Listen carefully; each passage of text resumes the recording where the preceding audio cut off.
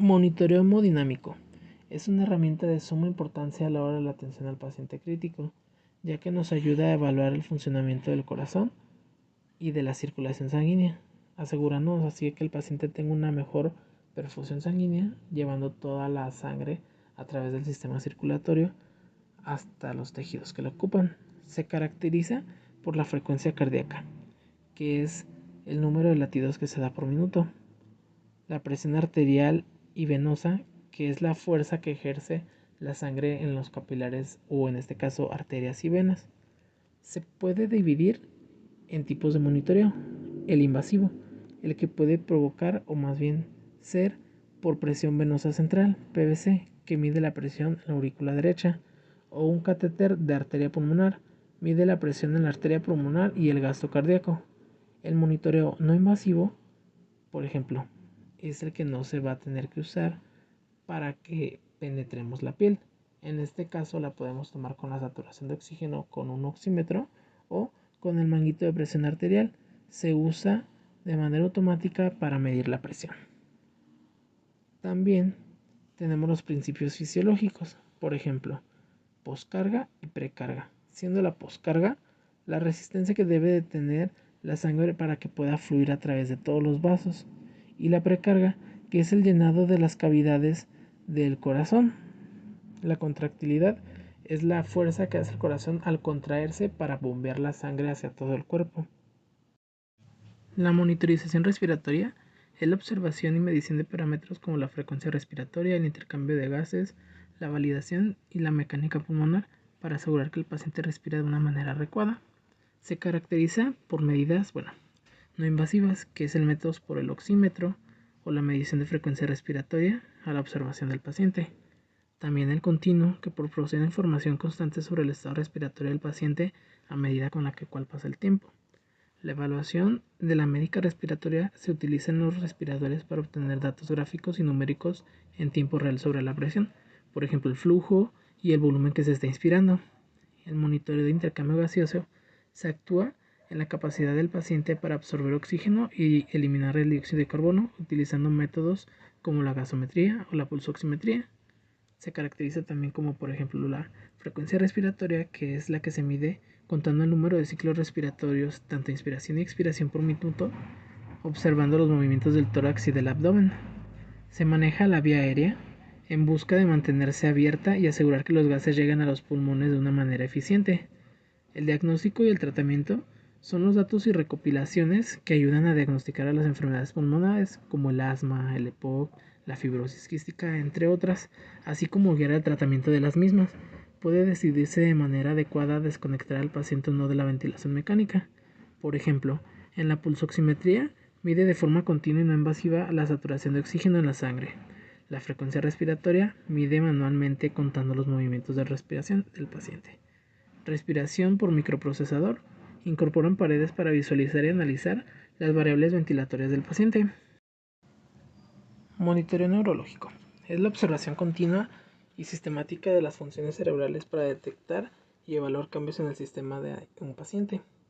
Sus componentes claves son la valoración clínica. Aquí observamos el estado de conciencia del tamaño, también su sensibilidad y su motricidad. Tenemos la monitorización encefalográfica, donde aquí registramos la actividad eléctrica del cerebro, donde si se detecta alguna anomalía puede ser alguna convulsión. Monitorización de la presión intracraneal, la PIC. Esta mide la presión dentro del cráneo. La monitorización neurofisiológica intraoperatoria, la MNIO. Se utiliza durante la cirugía, donde aquí podemos vigilar la función nerviosa y nos ayudará a prevenir lesiones. Los métodos de monitorización se caracterizan en no invasivos, que son como un encefalograma o la evaluación clínica del paciente, ya que es menos riesgosa. Los invasivos, que son procedimientos que implican la colocación de sensores o dispositivos directamente en el cuerpo del paciente, para así obtener datos detallados y continuos. También está el monitoreo multidonal, donde combina múltiples técnicas invasivas y no invasivas para una visión más completa y precisa del estado neurológico del paciente. ¿Con qué es el propósito de este monitoreo? La detección temprana, pues esto nos ayudará a saber qué actividad cerebral podría pasar desapercibido del paciente y poder tener así un mejor rango a la hora de dar algún diagnóstico y tratamiento. La guía terapéutica pues también ayuda a ajustar y optimizar el tratamiento. La prevención de complicaciones como enfermeros nos permitirá que identifiquemos signos de deterioro neurológico como la herniación cerebral a tiempo. Mejora del pronóstico, o sea, quiere decir que una prevención oportuna de algún deterioro hacia cierto periodo de tiempo de un paciente. Monitoreo clínico. El monitoreo clínico es el proceso de vigilancia continua que se da dentro de una estancia hospitalaria o incluso puede llegar a darse en cuidados en casa, con que se asegure la seguridad del paciente, la eficacia de los procedimientos y la validez de los resultados en ambas partes, tanto en estancia hospitalaria como en casa. Se caracteriza por la verificación a la hora de hacer un protocolo o alguna actividad, ya que tenemos que tener protección tanto con el paciente como hacia nosotros. Tenemos que dar datos correctos o precisos. Tenemos que tener un cumplimiento de normas dentro del hospital que también podemos trasladar a la estancia en casa del paciente. Tenemos que tener seguridad en la gestión del medicamento y en la administración de los mismos. También tenemos que tener un monitoreo constante de pacientes. Esto quiere decir que necesitan una observación continua, también que le tomemos sus signos vitales de manera constante y estar atentos a algún signo de alerta o de alarma.